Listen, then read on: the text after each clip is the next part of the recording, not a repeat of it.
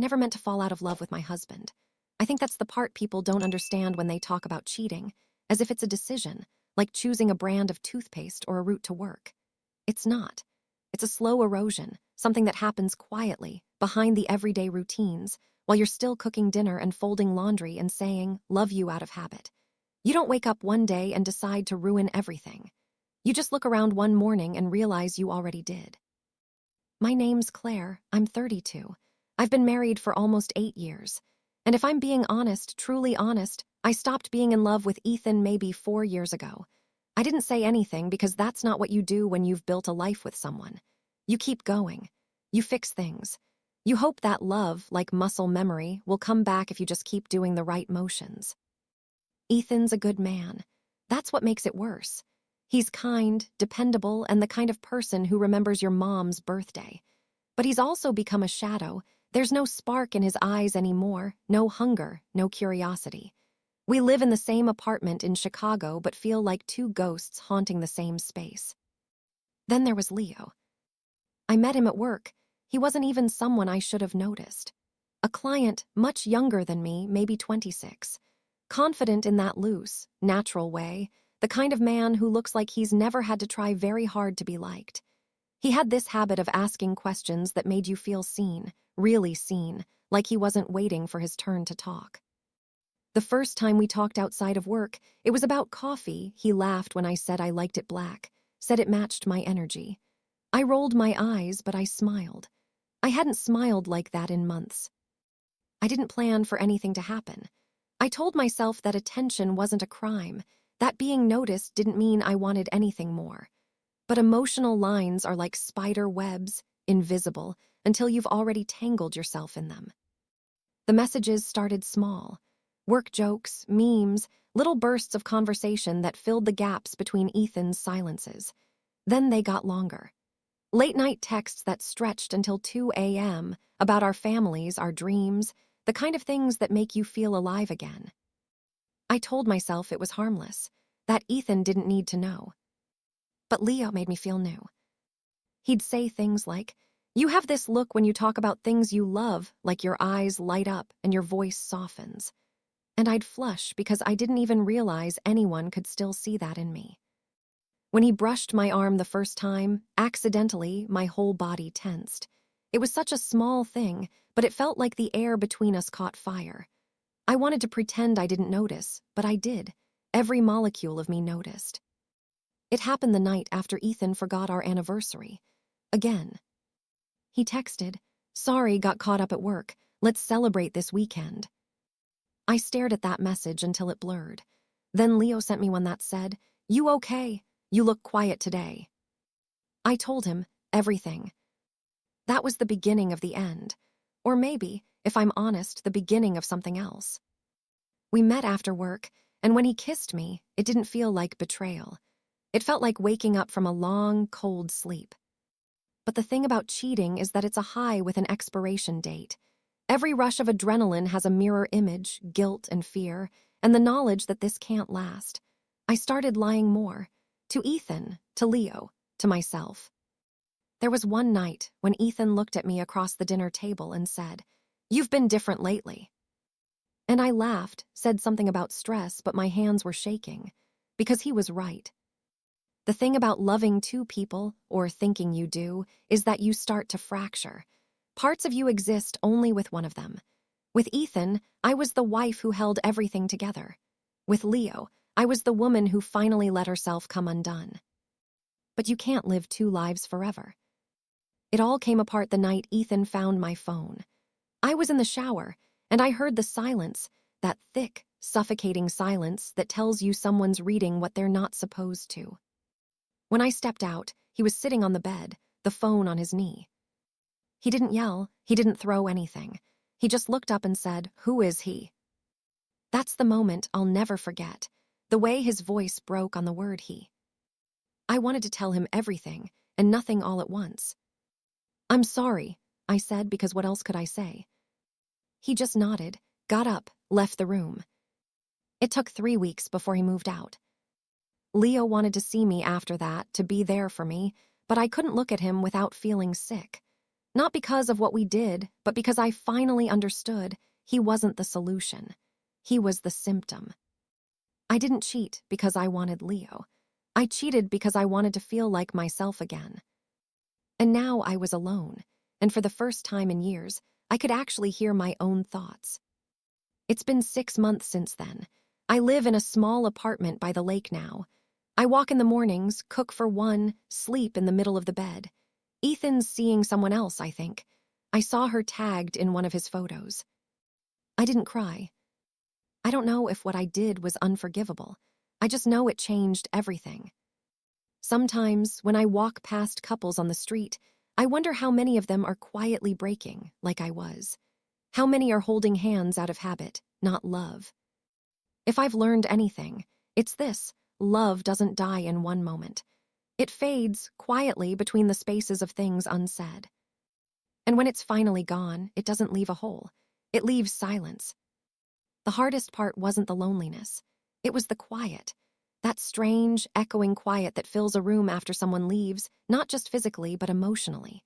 It was like the air had weight now, like every corner of the apartment remembered Ethan more vividly than I wanted to. The dent in the couch cushion, his mug still in the cupboard, the faint scent of his cologne on the hallway rug. I could clean the place 1,000 times, and it would still whisper his name. For a while, I convinced myself I was fine. I went through the motions, work, errands, polite small talk with coworkers who pretended not to notice how hollow I'd become. I told people it was mutual, that we'd grown apart, that it was better this way. It was easier to be the woman who handled it gracefully than to admit I was unraveling inside. But nights were brutal. I'd lie in bed staring at the ceiling, thinking about all the ways love had slipped through my fingers without me noticing. How you can share a life with someone and still end up strangers. I replayed the beginning of us, Ethan bringing me coffee in bed, his laugh echoing through our tiny first apartment. The way he used to reach for my hand in the middle of the night without even waking up. It was torture, remembering the good parts, but it was also all I had left. Leo tried to keep in touch. He'd text occasionally, "Thinking of you," or "How are you holding up?" I'd stare at the messages until my chest hurt, but I rarely replied. Because what could I say? That I missed him. That every time I saw his name, I felt guilt curl around my ribs like smoke. He was a reminder of who I'd been when I lost control, not because of him, but because of me. Sometimes I wondered what Ethan thought of me now. If he hated me. If he still checked his phone late at night, scrolling through our old photos the way I sometimes did. I wanted to believe I still lived somewhere in his memory, not the version of me who cheated, but the one who once made him laugh so hard he had to pull over on a road trip. The thing is, I never cheated because I stopped loving Ethan. I cheated because I forgot how to be loved by him. There's a difference, a subtle, dangerous one that I didn't understand until it was too late. About 3 months after he moved out, I ran into him. It was raining, of course, because life loves a little irony. I was walking out of a grocery store, umbrella flipping inside out, hair plastered to my forehead, when I heard someone say my name. He was standing by his car, holding a bag of takeout, looking both familiar and completely different. His beard was gone, his hair shorter. He looked lighter somehow, like someone who'd finally stopped holding his breath. We talked, awkward at first, the way people do when they're pretending not to remember every detail of each other's bodies. Then it softened. He told me about his new job, about how he'd started going to the gym again. I told him about moving, about how I'd finally joined that pottery class I used to talk about but never had time for. And for a second, one fleeting, stupid second, I thought maybe we could find our way back. Not because of nostalgia, but because there was still something in the air between us, some fragile recognition that we'd been real once. But then his phone buzzed. He smiled, the kind of smile that reaches your eyes, and I knew. I didn't have to ask, the woman from his photo, the one who wasn't me. It was like a clean cut, sharp, merciful. He said it was good to see me, that I looked happy. I lied and said the same. When I got home, I cried, not the wild, heaving kind of crying I'd done after he left, but something softer. A quiet grief. The kind that comes when you finally stop fighting what's already gone. Over time, things stopped hurting as much. I started seeing a therapist. I stopped stalking Ethan's social media. I deleted the old texts from Leo. I bought plants. I learned to cook for one without feeling pathetic. I even went on a few dates, nothing serious, just tiny experiments in remembering how to open up without breaking. But love, I realized, isn't about finding someone new. It's about forgiving the version of yourself who made mistakes. It's about looking at your own reflection and not flinching. Sometimes, when I walk along the lake at sunset, I imagine running into Ethan again. Maybe years from now, when we're both older, when everything that once hurt has softened into memory. Maybe we'll smile. Maybe we'll talk about the life we almost had. Or maybe we'll just nod, two people who tried, who failed, but who loved each other the best way they knew how. I'm not sure if I believe in happy endings anymore, but I believe in quiet ones. The kind where you sit with your own story, no longer ashamed of the mess. Where you can finally say, I loved, I lost, I learned. And that's enough. It's strange how time dulls the sharpest edges without you noticing. One day you wake up, and the ache that used to live in your chest feels like a scar instead, tender, but no longer bleeding. That's what it was like for me. I don't even remember the exact day I stopped waking up thinking about Ethan first. It just happened quietly, like the way winter turns to spring while you're busy looking the other way. A year passed, then another. My apartment changed with me. The walls, once sterile and silent, started to fill with little pieces of my life. A second-hand bookshelf overflowing with novels, mismatched mugs that somehow all felt like mine, a new couch that didn't hold anyone else's imprint but my own. It wasn't just a space anymore. It was proof that I'd survived something that once felt unsurvivable. I started writing again. At first, it was just journaling, trying to untangle my thoughts, make sense of what happened. Then one day, I found myself typing out the story like I was telling it to someone else. Not the prettied-up version I told friends, but the raw one. The truth. About falling in love, about cheating, about guilt, shame, and the slow crawl toward forgiveness. I didn't post it anywhere at first. It was mine. But one night, maybe out of loneliness, maybe out of a desire to feel seen, I shared it anonymously online. It blew up overnight. People commented things like, I feel this so much, and thank you for saying what I've never been able to say. There were angry ones too, people who called me selfish, who said I deserved everything I'd lost. And maybe I did, but I read every word, every comment, every confession from strangers who'd been there too. I realized something that night, that my pain wasn't unique. It was human. It's strange how connection can come from the things we're most ashamed of. A few months later, a small publication reached out. They wanted me to write more, so I did. Essays about heartbreak, rebuilding, loving again. I didn't use my real name, but it didn't matter. Writing became the way I processed everything I couldn't say out loud. Every regret, every lesson. And then, one day, I met someone new. His name was Daniel. Not the kind of person I used to go for, quiet, gentle, with a kind of stillness about him that made me feel safe instead of nervous. We met at a friend's dinner party of all places. He was cutting vegetables in the kitchen, humming to himself. When I introduced myself, he smiled in that way people do when they actually see you, not just your surface. At first, I was cautious. I kept him at arm's length. I'd mastered that distance, the one that keeps you from getting hurt. But he was patient. He didn't push, didn't demand more than I could give. He just showed up consistently, calmly. One night, after months of seeing each other, I told him everything. Not the edited version, the truth. About Ethan, about Leo, about the affair. I was terrified he'd leave, that I'd see disgust in his eyes, but he didn't flinch. He just sat there, quiet for a long moment, then said, "You don't owe me perfection, just honesty." That sentence undid me. It's hard to explain what healing feels like when it finally reaches you. It's not fireworks or revelation. It's slow, steady peace. The kind that creeps in on ordinary mornings when you're making coffee, realizing you haven't thought about your mistakes in weeks. It's looking at someone new and realizing you're not performing anymore. You're just there. Daniel and I moved in together after a year. Not because I needed someone to fill a void, but because I wanted to share the quiet I'd finally found.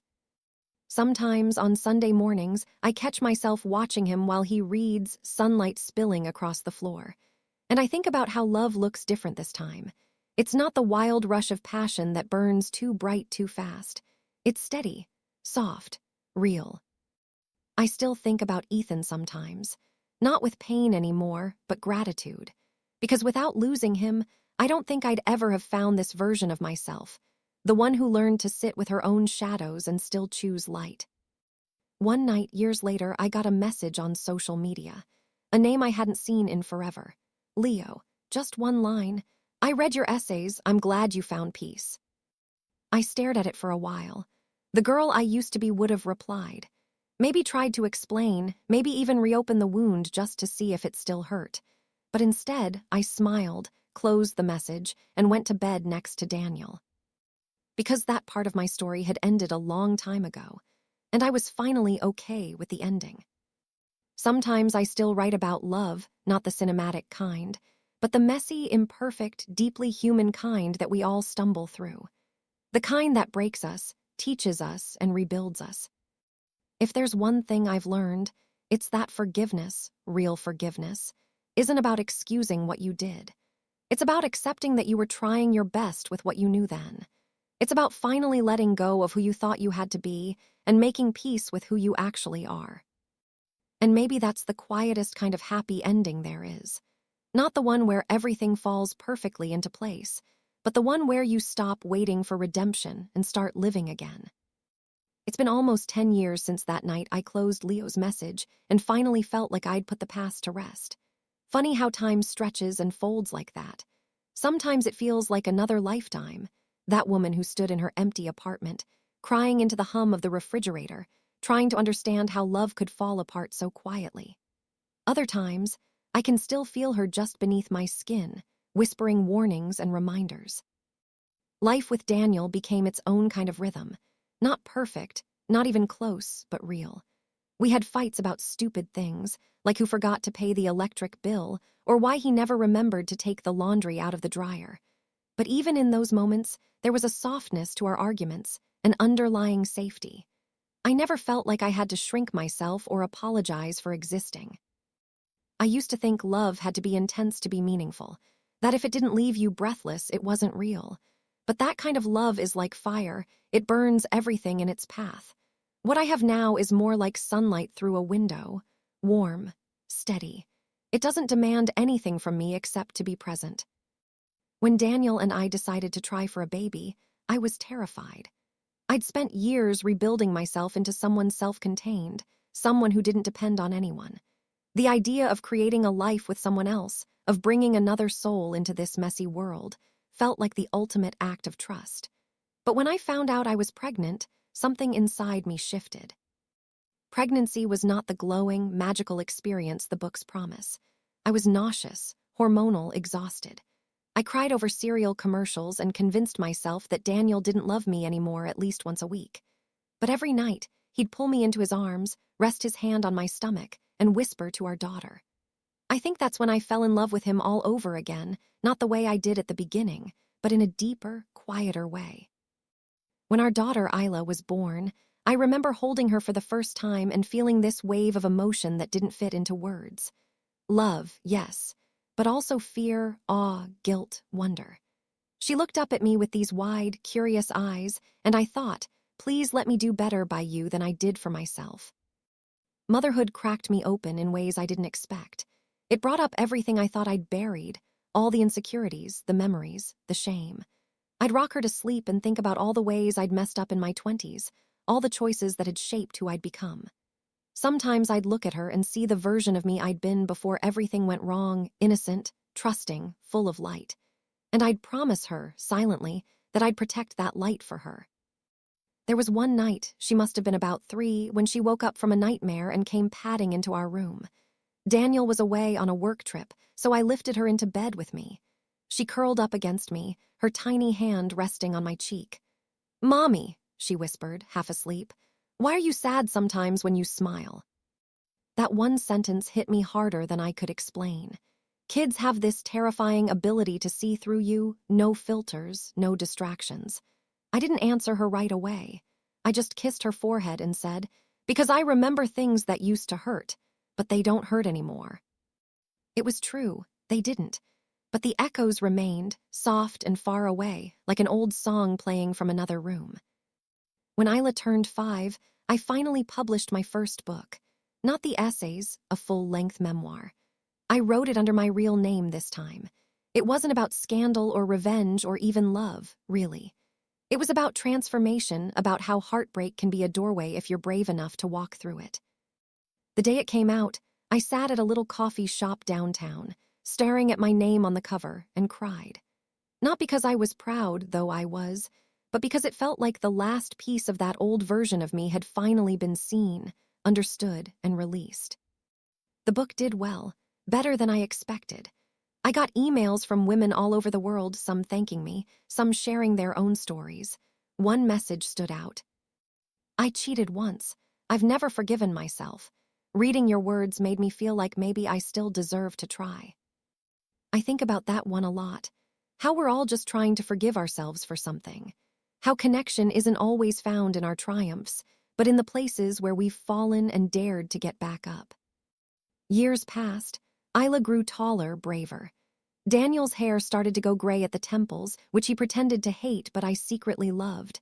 And I became softer. Not weaker, not smaller, just softer. More patient with the world, with myself. Then last year, something unexpected happened. Ethan reached out. Not through social media, not by email, he sent a letter.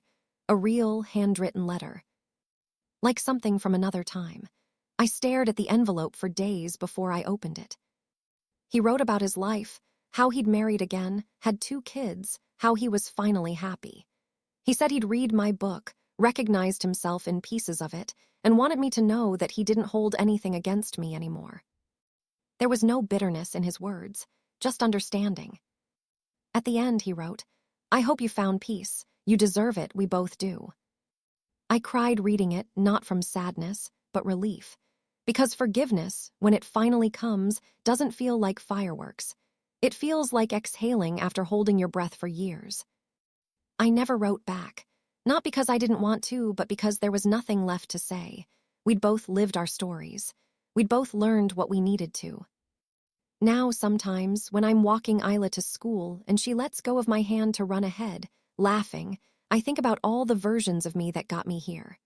The girl who fell too fast. The woman who hurt and healed. The mother who finally understood that love isn't about perfection, it's about presence. If I could tell that younger version of myself anything, it would be this. You are not defined by your mistakes. You are shaped by what you do after them. And sometimes, the most beautiful part of the story is not the love you lose, but the peace you find after. Isla turned 21 last month. I still can't wrap my head around that sentence. She's taller than me now, her hair the same dark shade mine used to be before the grays decided to stay. Sometimes, when she laughs, that unguarded, full-body kind of laugh, I see flashes of the little girl who used to sleep curled against me, her breath warm against my neck, her hand clutching mine as though it was the only thing tethering her to the world. Now she's studying psychology at a university 2 hours away. She calls when she remembers, texts when she can, and visits when she misses the smell of home.